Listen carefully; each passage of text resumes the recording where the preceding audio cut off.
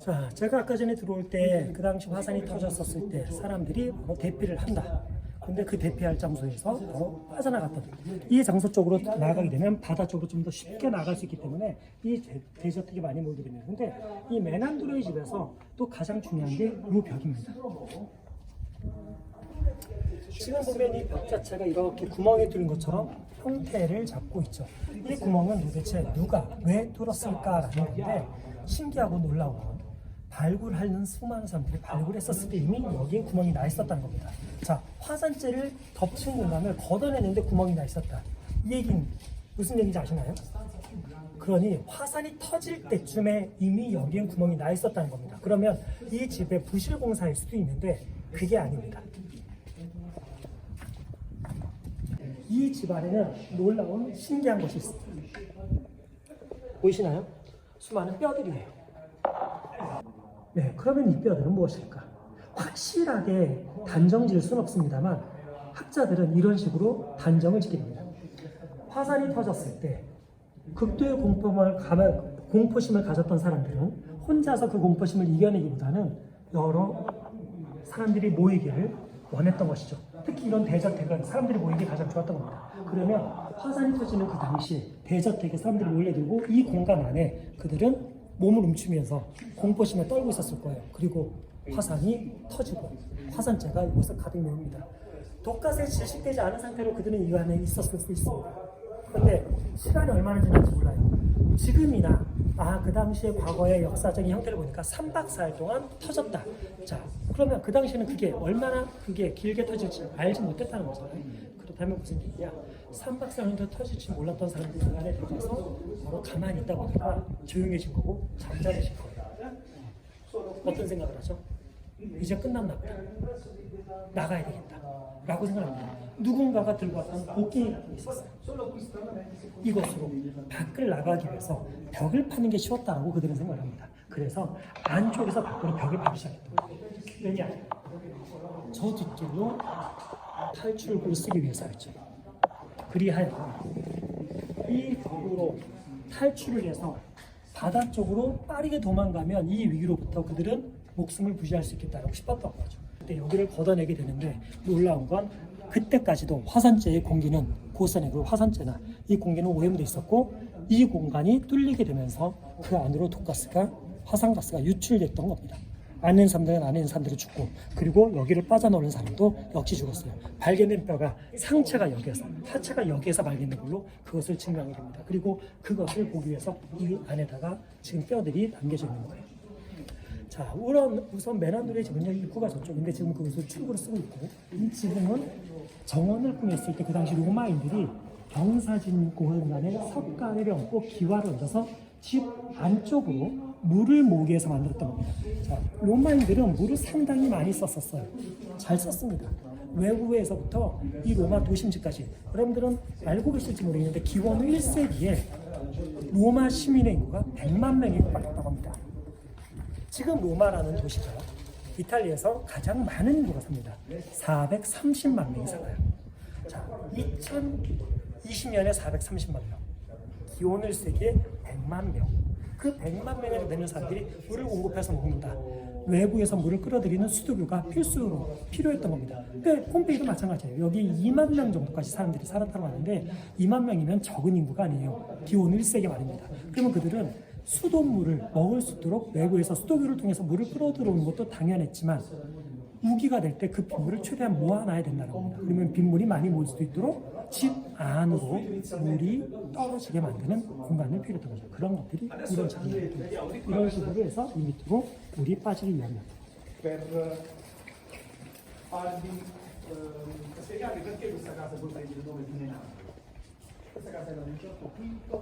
정원 앞에 위치한 이 장소는 손님 접대나 외부인들을 바로 접대하면서 그들에게 뭔가를 행사를 하기 위해서 가지고 있는 집으로 추정을 하고 있습니다.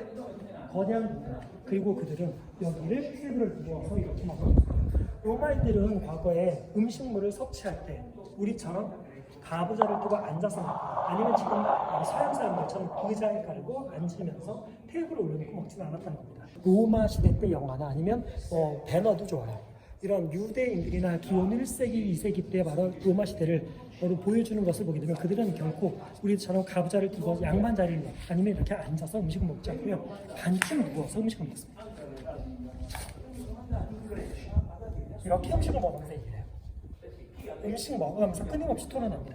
이 토론의 문화가 심포지엄이에요. 음식물을 먹어가면서. 그래서 혹시 여러분들이 이 영상을 보시는 분들 중에 심포지엄에 초대를 받았다. 근데 그 앞에 음식물이 없다. 심포지엄 아닙니다. 심포지엄은 먹으면서 끊임없이 토론을 하는 거고요. 그런 심포지엄장이 여기 펼쳐졌던 거예요. 지금까지 발굴된 폼페이 대저택 중에서 두 번째로 큰 집이라고 했어요. 나머지 하나의 집이 공개했으면 한번 가보긴 할 겁니다. 그 집의 이름은 파우노의 집. 이 집은 메란도의 집인데 이 집은 또 놀라운 게 개인 목욕탕이 발견됐어요. 로마인들이 목욕 문화 때문에 망했다라는 얘기를 혹자도 합니다. 그럴 만큼 사실은 그들이 목욕 문화가 상당히 활성화를 이루게 되는데 그 목욕탕 나중에 여러분들이 한번 직접 가서 보시게 되면 너무나 놀라고 직접 가는 게 아니라 저와 함께 돌아보시게 되면 놀라운 건 지금 써도 될 만큼의 완벽한 목욕 시설을 가지고 있었다는 거예요. 자, 그러면 그런 목욕탕을 개인적으로 이 집에서 가지고 있었습니다. 지금은 못 들어가게 막아놨는데 여기 공간은 목욕 준비 전에 사람들이 모여들고 역시 빗물이 최대한 많이 모이도록 경사면을 해서 빗물을 끌어들이도록 만들었던 겁니다. 그리고 이 옆방이 찜질방 같은 개념이에요. 거기다 화덕을 놓고 거기서 찜질을 했던 거죠. 수분을 땅으로 배출시켜서. 그리고 저쪽 끝방이 욕조를 갖다 놓고 있는 방입니다. 지금은 잘 안 보이긴 하지만 저쪽 끝방에 그런 욕조를 갖다 놓고 거기서 입욕을 했었던 공간이에요. 그러니까 여러분들이 목욕이라고 하더라도 그냥 지금 여러분들 집에 있는 목욕탕처럼 나는 그냥 뭐 샤워 아니면 뭐 부스가 있어서 거기서 내가 몸을 담그겠다 이게 아니고 여기서 찜질도 하고 저쪽에서 때도 밀고 그리고 이것도 하는 일반적인 찜질방을 미니어처럼 축소판으로 가지고 있었던 것이 바로 여기 있는 이 집이었다는 거예요.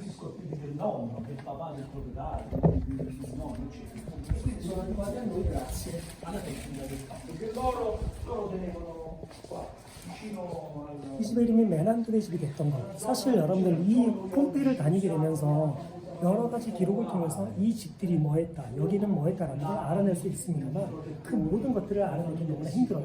그래서 이 폼페이를 발굴할 때 대다수 사람들은요, 이 발굴하면서 그 집에서 발견된 모자이크나 그 집에서 발견된 어떤 특정한 천동의 조형물이나 이런 걸 통해서 그 집의 이름들을 가칭으로 지어내게 됩니다. 자, 이 집이 바로 메난드레의 집이 됐던 건 그리스 문학가이자 철학가인 메난드레의 모습이 바로 여기서 등장하기 때문입니다. 네. 아폴론의 상징인 월계수 나무를 쓰고 있는 것. 그 당시 이제 그리스의 문학가들이나 철학가들은 항상 아폴론의 신적인 느낌 때문에 바로 이런 월계관을 쓰게 되는 것. 원래 입구대비라면 버거수로 다루는 원래 입구입니다. 지금 이제 충고로만 쓰고 있고. 자, 이 장소는 따블라림이라고 하는 장소입니다. 따블라림. 지금 이탈리아 말로 따볼로라고 부르기도 하고요. 영어의 테이블이 바로 여기서 나오게 됐는데 이 장소가 책을 보고 또 간단한 밥을 먹는 장소이기도 했었어요. 그래서 지금은 공부를 하는 장소를 바로 데스크, 책상이라고 하고 밥을 먹는 테이블을 테이블이라고 부르지만 과거 로마인들은 바로 그 모든 것을 따볼로라고 불렀고 따볼로가 있는 장소가 곧 공부를 하면서 또 먹거리도 먹는 그런 장소가 돼요. 로마의 폴로만에 가면 따블라림이라고 하는 데를 문서 보관소, 지금으로 따지면 도서관 같은 개념으로 보고 있는데 그런 개념 자체가 바로 이런 집 안에도 있었다는 겁니다.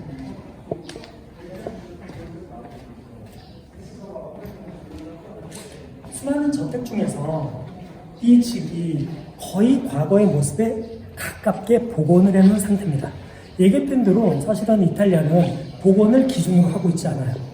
그런데 복원을 해놓은 가장 큰 이유가 과거의 건축의 형태가 집이 어떤 구조로 되는지를 아무리 상상해도 모르기 때문에 그런 상상력을 그냥 눈으로 보여주게 만들어 놓은 겁니다. 자, 여기는 아틀리움이라고 하게 되는데 떨어지는 빗물이 이 밑으로 빠지게끔 만들어 놓은 형태입니다. 계속 얘기했습니다. 지붕이 경사가 안쪽으로 되어 있습니다. 지금은 가운데 아크릴판으로 막아놨지만 원래 저기는 뚫려 있는 형태입니다. 그러면 비가 많이 오는 부분에는 이 밑으로 물이 빠지게 되고요. 그리고 저기 있는 구멍으로 배수가 된다는 겁니다. 그 배수되는 것이 바다로 흘러가는 것이 아니라 지금 제가 서 있는 장소는 이 사각형의 테두리가 바로 밑에 물탱크로 쓰게 되고요. 지금 저기 보면 검정색 원형돌로 입구를 막아놨는데 그게 배수되어 있는 그 물들이 고여있는 것을 끌어서 쓸 수 있는 우물터 같은 거예요. 그리고 이런 데들이 베드룸, 침대방들입니다. 이 작은 공간.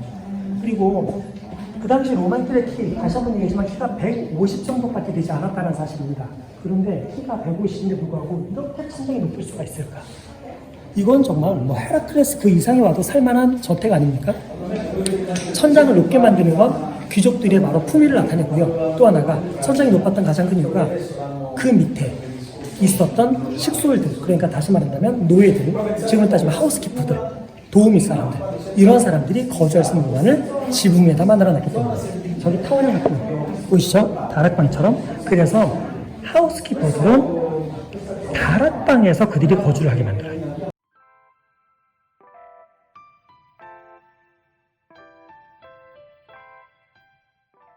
기원전 753년에 로마가 처음으로 만들어졌다고 합니다.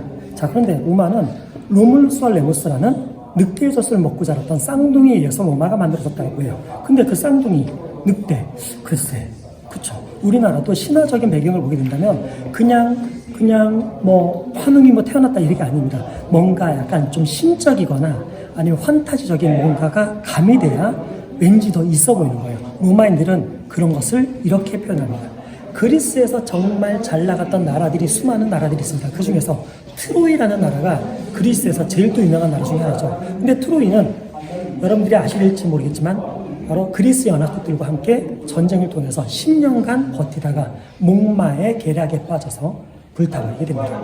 근데 그때 불타버리고 수많은 사람들이 죽었지만 그 중에서 아이네이아스라는 한 명의 트로이의 혈통이 살아남고 그 혈통이 후손들과 함께 유목상을 하면서 도망을 치다가 레아실비아라는 여자가 태어나게 돼요. 근데 레아실비아는 너무나 아름다운 여자였다고 해요. 전쟁의 신 아르스, 마르스는 그 레아실비아의 미혹에 빠져서 인간이 여성을 탐하게 됩니다. 그리고 신과 인간이 아기를 낳게 돼요. 그 아기가 누구냐? 바로 로무스와 레무스라는 얘기예요. 자, 신은 허락을 받지 않고 인간과 관계를 가지면 안 돼요. 그리고 그 레아실비아의 여성은 순결을 지켜야 되는 몸을 가지고 있었습니다. 이 둘이 서로 합의하에 그 아이를 버리게 되고 버렸던 애들은 바로 떼비레 강까지 흘러들었다고 합니다. 어느 날 어미는 때가 보더니 그 신의 아들의 위험을 알아봤다는 거예요. 그래서 바구니에 있었던 걔네들을 데려가다가 뭔가를 먹였다. 자기의 젖을. 그리고 그래서 그들이 로마를 만들어냈다. 다시 말하면 트로이라는 나라의 혈통을 로마가 이어받고 있다는 거죠. 오른쪽 벽화를 보게 되면 말 한 필이 보이고요. 그리고 나팔을 보이습니다. 저 말은 목마입니다. 다시 말한다면 저 목마가 지금 트로이 성 안으로 들어오게 되는 거예요. 트로이 사람들은 저 목마를 승리의 전유물로 좋아했다는 겁니다. 그 뒤에 담벼락 보이시나요? 계단처럼 저 담벼락이 트로이 성벽이에요. 난공불락이 요새. 그러니 저 성벽 안으로 목마가 들어오게 되면서 결과적으로 트로이는 멸망했고, 멸망했지만 거기서 살아남았던 아이네아스가 후손을 낳게 되고 그 후손의 여성이 레아실비아, 그리고 그녀를 범했던 전쟁신 아르스. 그래서 로마가 만들어졌다. 이런 것들을 이 벽화로 보여주고 있는 거죠. 로마가 그냥 생뚱맞게 태어난 게 아니라는 걸 보여주기 위한 신화적인 배경까지 보여주고 있는 거예요.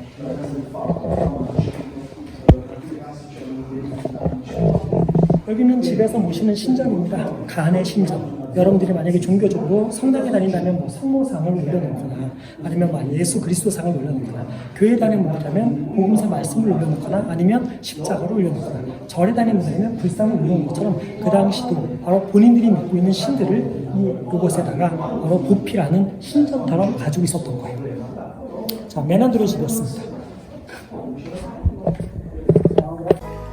이번 영상은 폼페이 투어 세 번째 영상이었습니다. 오늘 영상도 즐겁게 보셨나요? 그렇다면 구독, 좋아요, 알림 신청까지. 그리고 우리는 다음 폼페이 영상에서 또 만나요. 아리베데리치.